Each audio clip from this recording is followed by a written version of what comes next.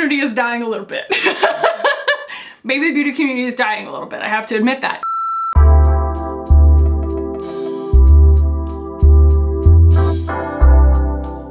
What is up, guys? Welcome back. I don't know if you've noticed this lately, but my feed has been really empty. Like, going on YouTube, going on my subscriptions tab used to feel like I was able to prioritize what I wanted to watch. Things would like get away from me. Things would go in a queue to watch later, and I felt like almost overwhelmed with dopamine when I would open YouTube, being like, look at all the new content from all these creators that I love that I get to watch today, or, you know, whenever. And I would literally like organize my leisure time around watching content from my favorite creators. A lot has changed since then. We're talking about, you know, I've been watching YouTube probably since like 2012 or something, 2011, 2012. Started my channel in earnest in like 2018.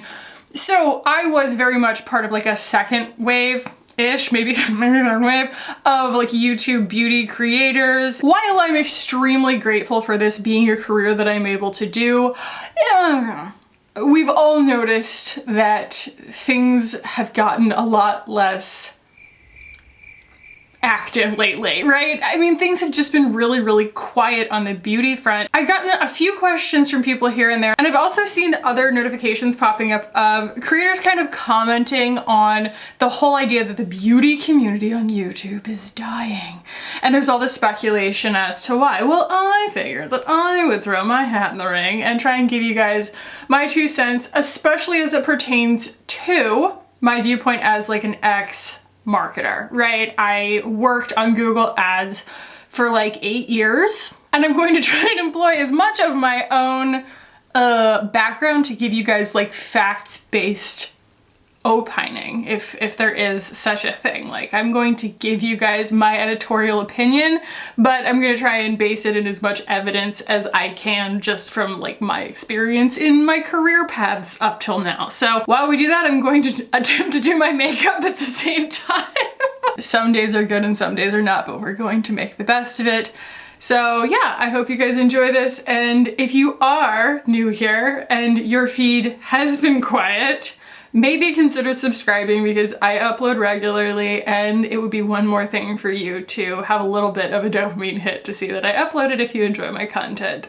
So let's go and jump in. Still haven't oiled my chair. I am irresponsible. No, my child has been sick for a week, and we just got the doctor's clearance today to let him go back to daycare, and he still has this like hideous cough, and he is on an inhaler, and they're putting him on prednisone, and it's just like, it's just a whole thing. No, we're not doing this. We're not doing another video without a hair tie. I'm not doing it. I am declaring that I have standards for my life. All right. I am not going to be, or at least I'm going to try not to be, talking about the things I'm putting on my face today, because there's already going to be so many other words coming out of my mouth. But I do want to mention that this is new, and I have had these for a while, like literally almost a year that I've been able to try these, and they're finally available to the public.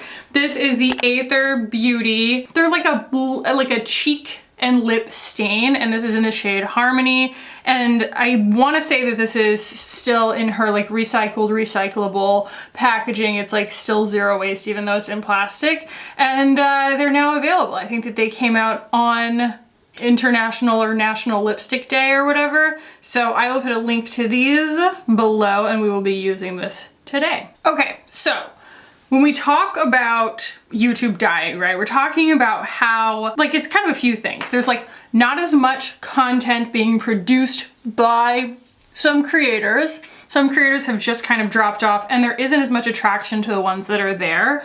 And as much as I am the last person to vilify the evil algorithm, this is very much an algorithmic issue. So I just want to point out one thing first and foremost, and that is that YouTube, from the standpoint of YouTube being a company owned by Google, owned by Alphabet, owned by XXVI, they're various holding companies, they are always playing a numbers game. So for a long time, it looked like the beauty community was just an absolute rainmaker for YouTube, and it looked like it was basically too big to fail, right?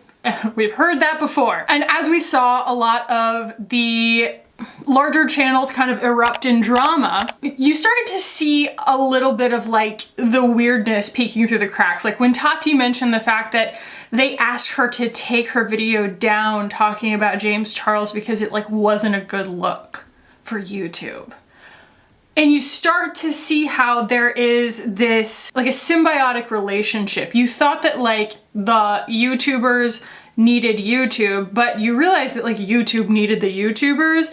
And rather than trying to repair what was left behind when they left the platform, YouTube just kind of decided to bet on other horses, essentially. Like they just kind of let the algorithm get lazy. So I think that sometimes what we tend to do is assume that it's kind of the reverse, like chicken or the egg. We assume that because the content is not being promoted to us, that means that the appetite for makeup and the appetite for that kind of content isn't there. Like it's almost like you're being told what you want. We were told that we wanted drama content for a very long time, and people got pretty queasy about it after a while. You started to realize that like it gave you really, really bad feelings. Like you left the videos feeling just crappy, you know, and like low vibe. And now it's almost like you're being told not to want it because we're also used to the algorithm telling us what we do want, you know, and feeding us what we think we intuitively want. And now it's like this weird thing. I was watching a Tiffany Ferg video where it was like, is YouTube dying in general? And she was talking about how like there's these weird flaws in the algorithm where YouTube will serve you videos that you've already watched like several times over, and they will also, if you're a creator, serve you your own videos all the time. And that's been since the beginning. YouTube has been being like, maybe you want to watch Khaki Reviews Beauty, and I'm like, maybe that's me. All that to say that the algorithm has, again, kind of bet on horses that are easier to optimize at the moment. It's kind of just like playing a stock exchange for them. They really, at heart, care about retention on the website. They don't care that much about like the creator's success on the platform. That's too much for them to keep track of. It's too much for them to care about. And at the end of the day, capitalism. So they really are just always trying to meet and exceed their bottom lines, right? So they're betting on things that kind of auto-optimize the algorithm better than beauty content does. This is just my kind of like observation and or I'm extrapolating a little bit. I don't know this to be particularly a fact, but this is what I would hypothesize, is there are certain things that optimize the algorithm and things that kind of kill it, right? And one thing that kind of kills the optimization for your videos on YouTube is having links that direct people off site and take them outside of YouTube. YouTube wants to keep you watching. And so when beauty content has this thing where it like leads you off site and you know, you go and you buy a product or something like that, like sometimes that's okay and you stay within their little cookie window. So cookie windows have a certain time period that's like considered a session, and your session is, you know, what you do within that time period, like on that particular landing page. And that's how they can kind of serve you ads based on, if you're opted in, serve you ads based on what you're looking for, what you're in market for, quote unquote, is like if you're still inside of a certain session and you're showing certain buying patterns that other people have shown within a session, they can say like, oh, okay, well, they're probably not just looking for like this thing, but if they type that word in, it's probably going to be specific to that other thing they just looked for. So it's like if I'm looking for the height of an actor, I might also be looking for the movies that they were in, or, you know, the other people that are in that show that they're in, or whatever, just something tangential, and they can just kind of glean those things from like your session-based browsing data. So when you interrupt that session by going off site, by, you know, going to like Matches Fashion or like Old Navy or something for a protracted amount of time, YouTube says, okay, well, we didn't like that. We're not going to put people towards that content because it doesn't keep them watching. So this is just speculation, but you might recall that like Tati doesn't put affiliate links underneath her videos, and she said that she doesn't need to. And also I know that larger creators like that are a little bit more entertainment based rather than BOFU, as we call it, bottom of the funnel, which means that someone is like finger on the button ready to buy. That's not necessarily why people are going to her channel for reviews. They're going more for entertainment. And so she probably wasn't like getting the return on investment of all the time that's involved in making affiliate links. But let's be real, if she were, she'd be paying somebody to do it, kind of thing. So it might be because she knows that in order to optimize the algorithm to keep people watching, that it's better actually to not lead them off site. So beauty content and any kind of shopping content is going to be more likely to do that, more likely to lead people off site. And there are a lot of different kinds of content that don't. Additionally, beauty content also appeals to a slightly older audience. It does skew older to a large extent, especially as more users are moving over to TikTok, which we will talk in a moment about. YouTube also is going to have a tendency towards watch time. So it was probably like 2014 or something. There was like this big, I can't remember actually when it was, but there was a big algorithm shift that everyone was very annoyed by.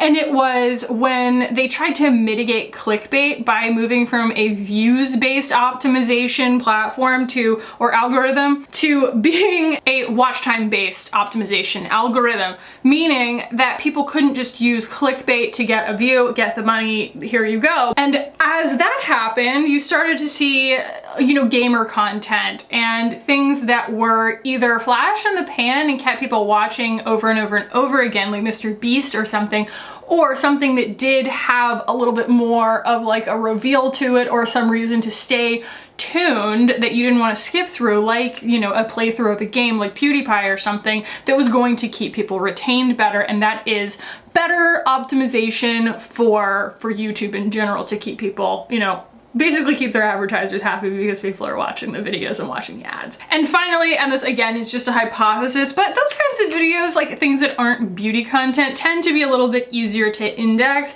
Now, not to say that their algorithm isn't sophisticated enough to index beauty content, but there is a lot of kind of new stuff churning in and out all the time that if it's a new beauty product, it might take a second for the algorithm to pick up the fact that like it's something that people are interested in, whereas there are kind of perennial terms in other genres that just constantly, you know, stay relevant. A commentary channel can make a video about Machine Gun Kelly and get 1 million views. It's just the way that it is.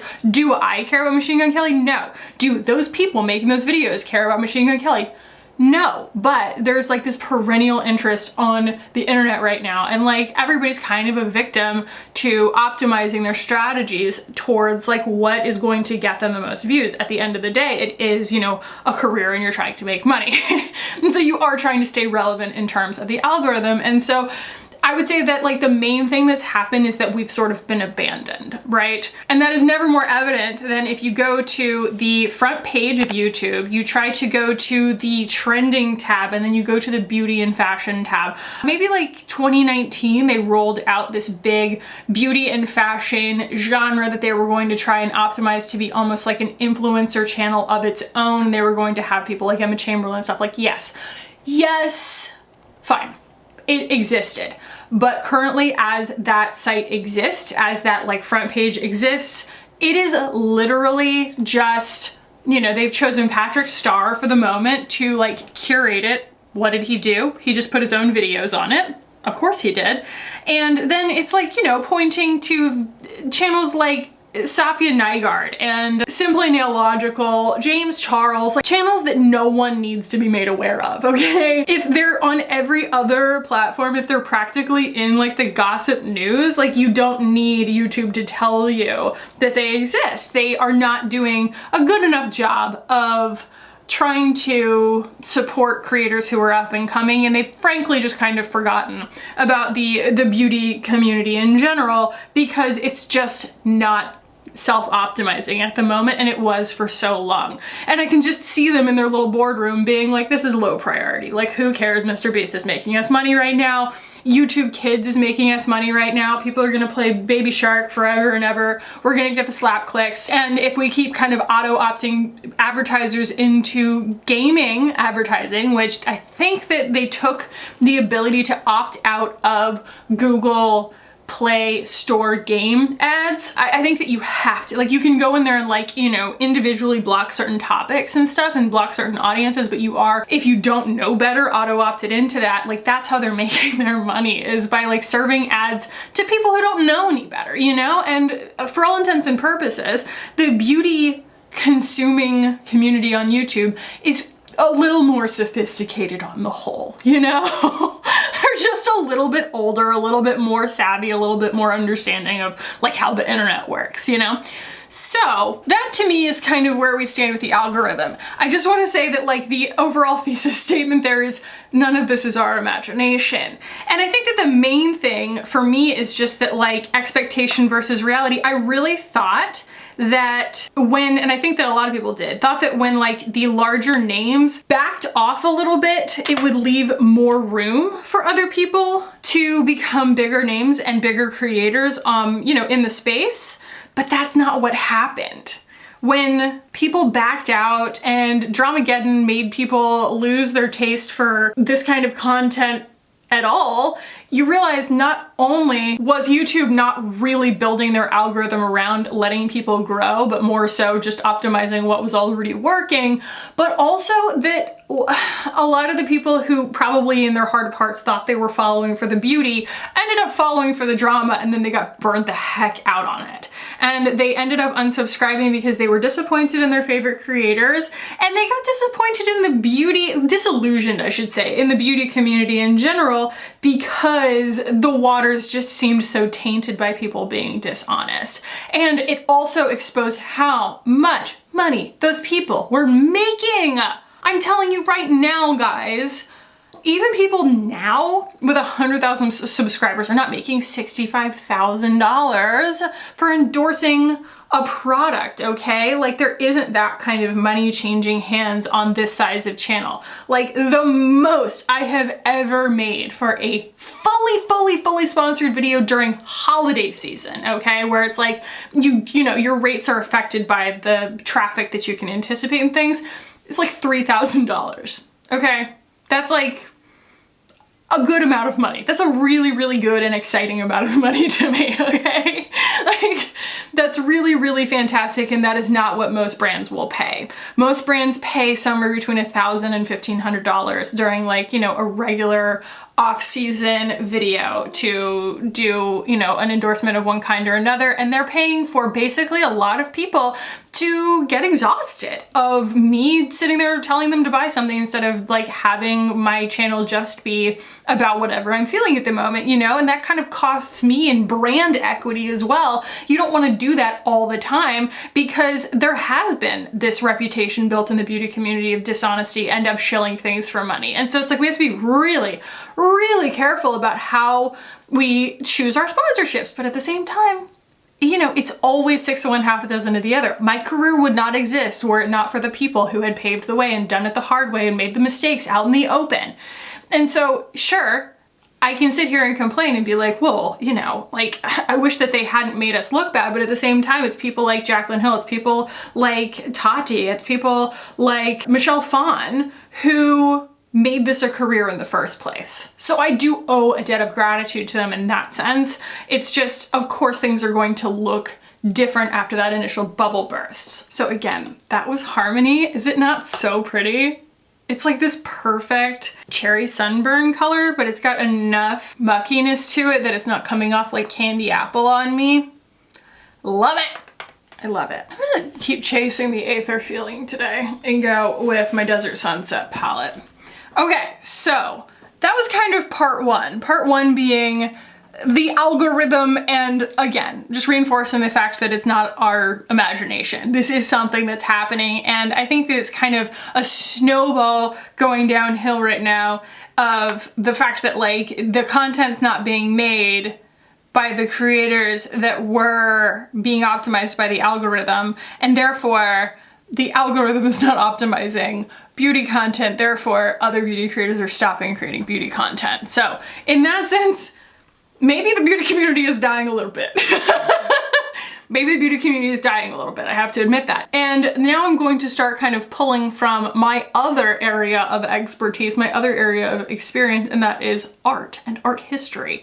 So my background real quick. I was a hairdresser for 8 years. I have a bachelor's degree in fine art, and I was a digital marketer for another 8 years. I kind of tend to do things for 8 years at a time, apparently. All that to say, I do understand that art is most relevant within its temporal context. What does that mean? That means that yes, you can look at something objectively in the time period that you're in, and you'll be like, oh yeah, good art, bad art, whatever, however you feel about it, but it always serves a better purpose if you try to understand it within the context of when the artist made it, because art is a commentary. Art is a response to usually the general vibe of the world, right? News, politics, the economy, things like that, you know?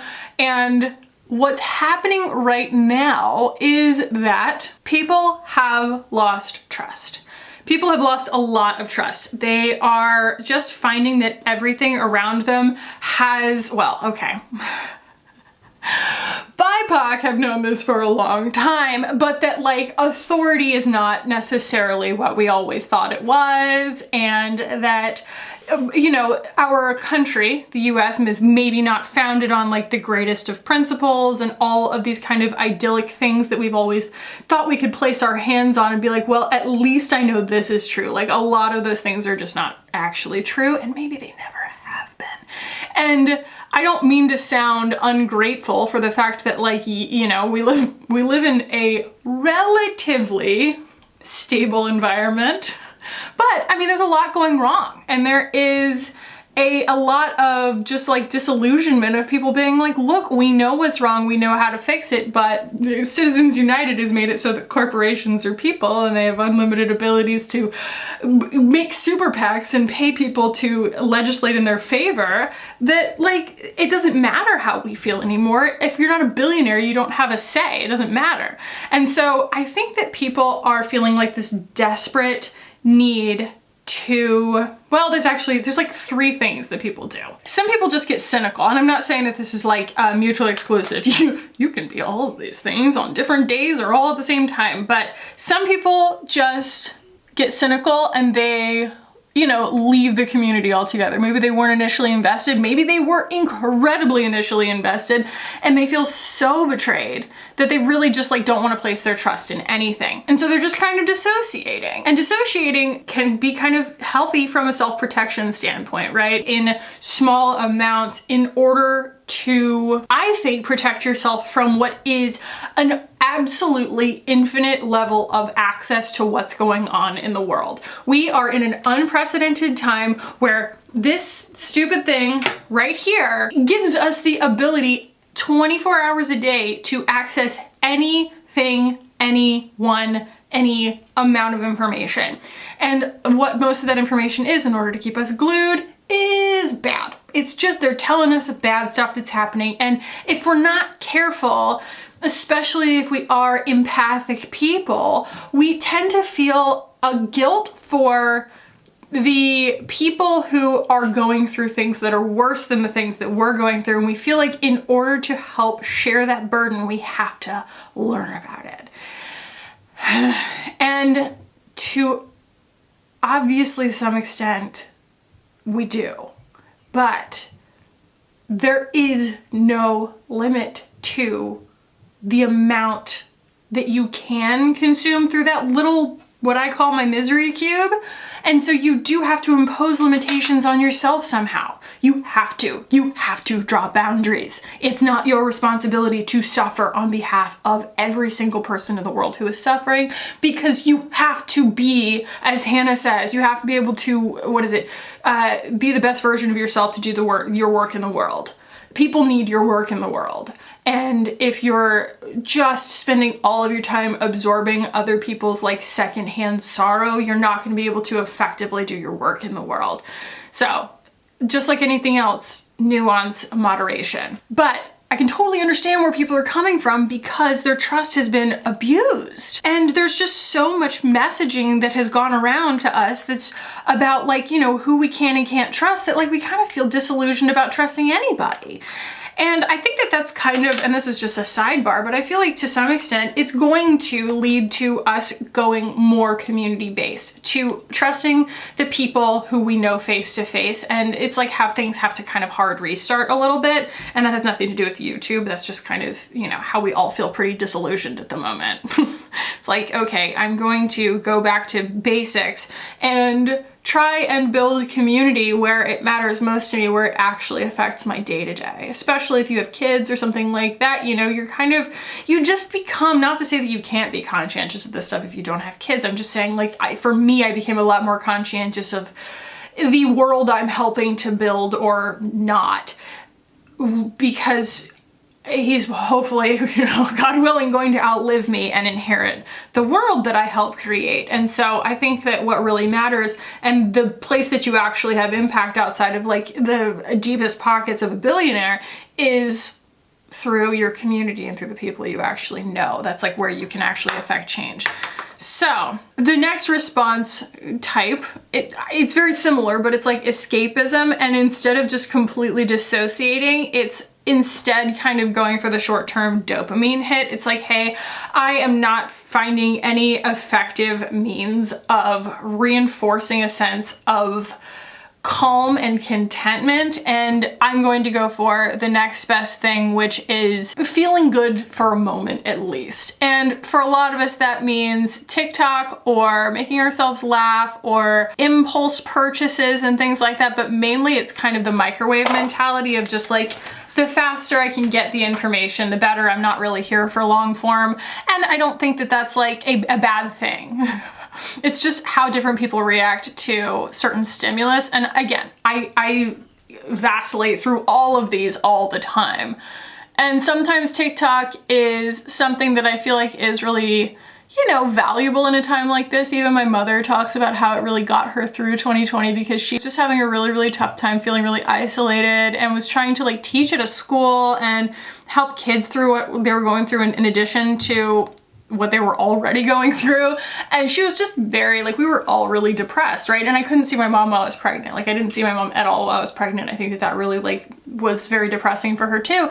And so there's something to be said for there being a place for people to go. And it is a really great resource if you find the creators that you like to get information in sometimes a pace and a delivery system, like a, you know, encapsulation that works for you. But I do find that TikTok in a lot of ways kind of abuses my attention span and does make me feel kind of empty over time. You know, I don't feel like I really got a chance to bond with the person creating the content or the content itself. I don't know, it's not really like the internet that I signed up for. TikTok isn't. But to me, that's just kind of, you know, it's however you go about getting that dopamine hit. I feel like that's another means of it. And I get people coming to my channel for that reason too. And a lot of times you'll see they're just kind of restless in the comments. They're like, you know, can you add bookmarks? I need to understand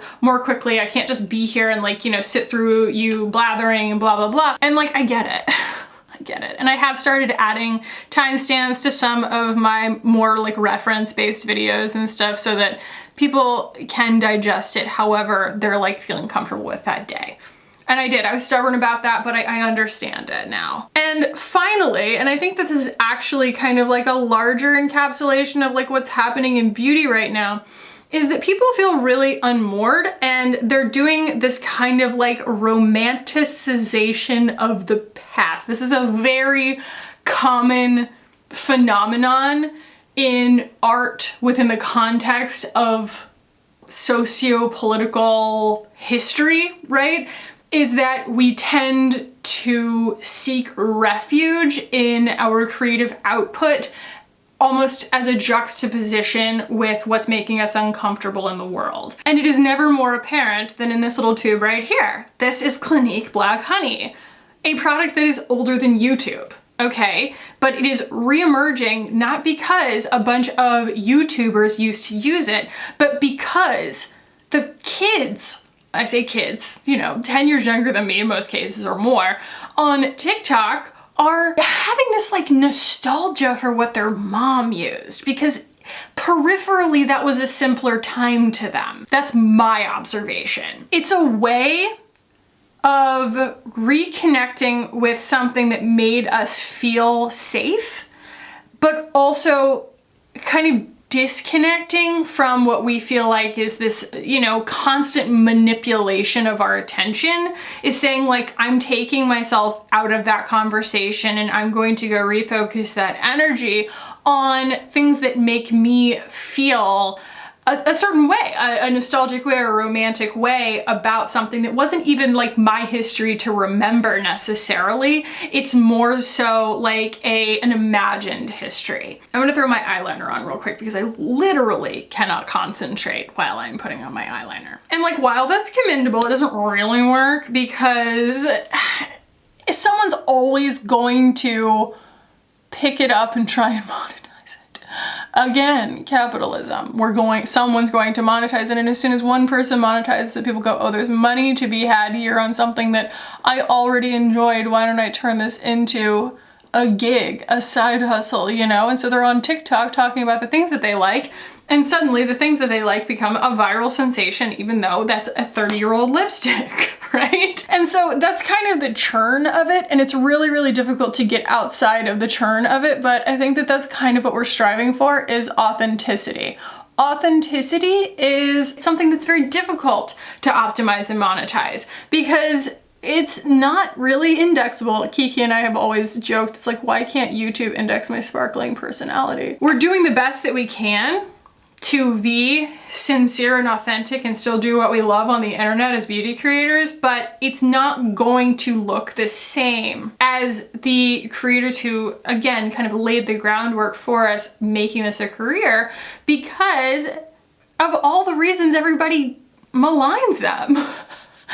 Which is the overconsumption, which is the really, really exaggerated like appetite, and like how they want to increase your appetite constantly. And basically, as creators have tried to move into a place of being more authentic, they've in turn become less optimizable, less indexable, and less monetizable, essentially. And I am not safe from it either, because I don't mean necessarily safe from it in terms of being a creator. I'm not safe from it in terms of being a user and a consumer of content and of makeup. I walk into this room and I am absolutely exhausted by the amount of makeup that's here, and I have this urge to simplify, not become some kind of minimalist, but like almost winnow down my viewpoint on my channel, like my niche, as it were, back to something. And what it's brought me back to is kind of not clean beauty in the sense of brands claiming that their ingredients are superior or something, and the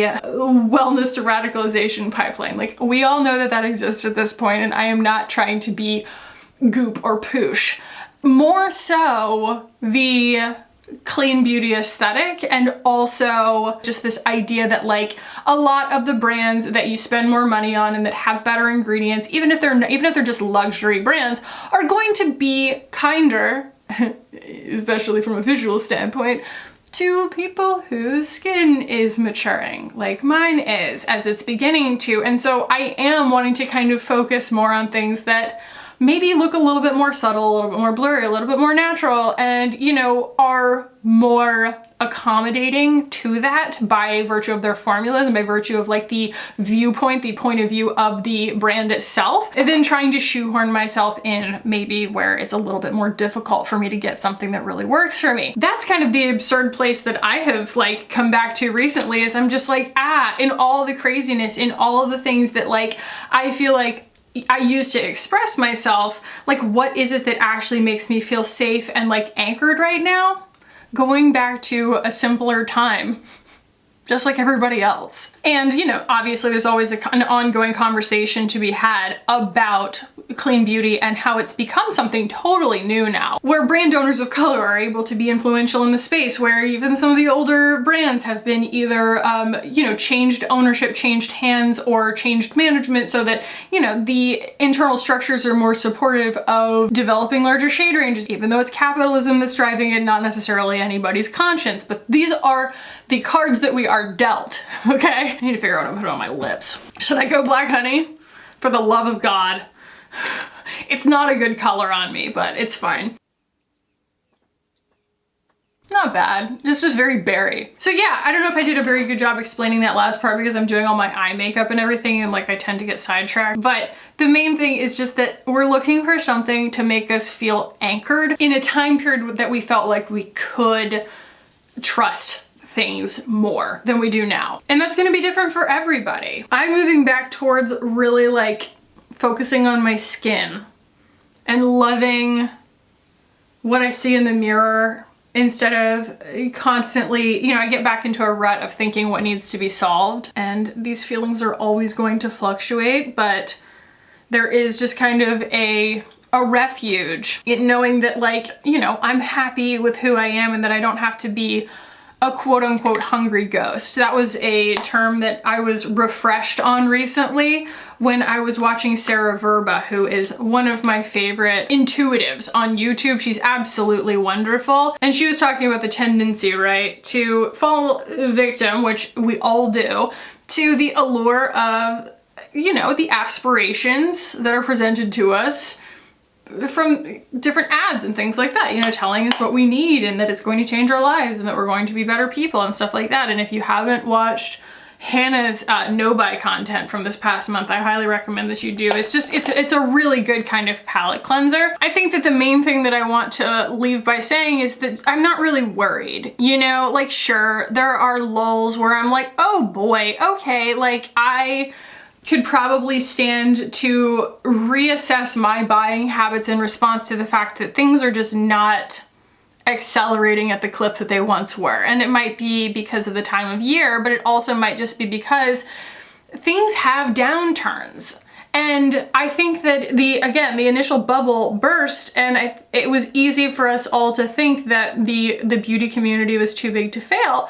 But the fact is, it's going to always follow the fluctuations of the market. And I think more so now than it did, but you could argue that it always has. You know, there was just this kind of like decadence, right?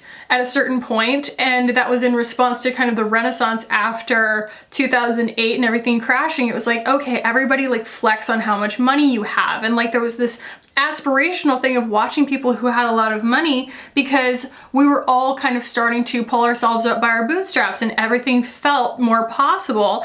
And then it's all kind of, you know, collapsing again right now. And I'm not going to get into politics. And if anybody starts, you know, naming and blaming in my comment section, like you're gonna get hidden, because that's just not, it is what it is at the moment. And I don't care what side you fall on the party lines, money is the motivator. Like if you're ever wondering why something's happening and that you feel like you don't have control over it, follow the money, okay? That's what it is. It's just all money. That's all that matters.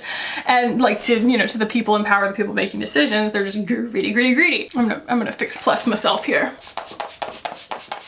But as a beauty creator, you know, I'm grateful that this is a viable career at the moment, but I think it's become just that, where it's a viable career. It is not a ticket to being a multi-millionaire. It is not a ticket to becoming a celebrity. It's not a ticket to becoming somebody who, like, every brand is knocking down your door to pay you $65,000 a video. And I want everyone on the other side of the screen to know that, like, that's not our reality. That's not our reality.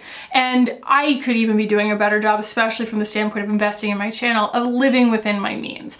There is this invest in yourself mindset of if you build it, they will come kind of thing. And I have to take a lot of financial risk onto myself, investing in things for my channel, investing in products to test for my channel. And I always manage, you know what I mean? I always keep my head above water on that and, you know, try and manage a certain percentage of reinvesting in my channel, but also try and, you know, live off of a certain amount of it too. But there's something to be said for the fact that, like, if you're waiting for it to repeat itself, it's never gonna look exactly the same again.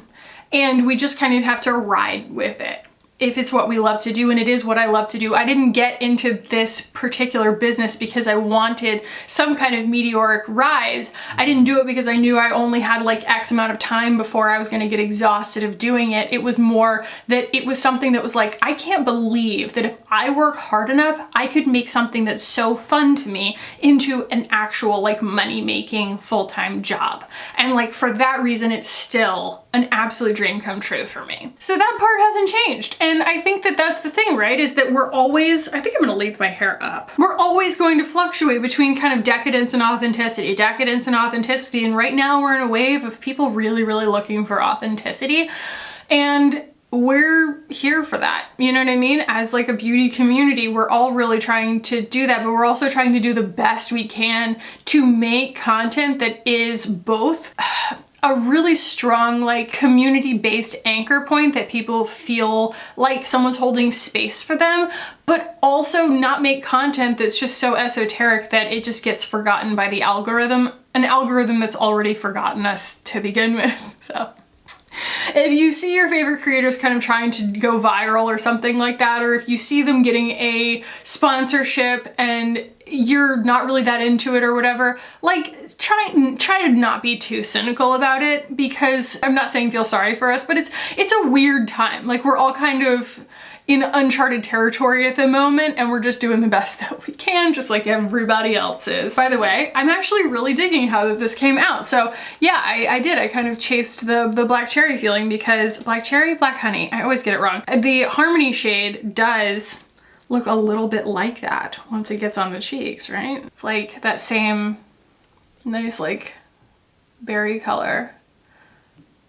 Yeah. And I used the RMS Hanky Panky on my cheeks and it gave that same kind of burgundy, nice sunburn effect. And I've got another one of these coming. I bought the new foundation from RMS as well as another shade, like a light pink shade in this blush, because I like it so very, very much. And yeah, anyway guys, I hope that this was fun for you. I'll list all the products down below. Let me know your thoughts on everything that I just mentioned, because I feel myself kind of gravitating back towards basics. Like I really want to get to a place, like I fluctuate between kind of like rebelling and like, you know, screaming into the void and just trying to like ground myself. So I don't know, seasons change, and again, I hope you're all taking good care of yourselves, or at least trying to. That's all any of us can do right now. So if you did enjoy this, please do give it a thumbs up. If you want to keep hanging out with me on this channel, hit the button down below and subscribe. I would love it if you guys did. Thank you so much for watching and for hanging out with me today. I love you guys so much, and I will see you in the next one. Bye.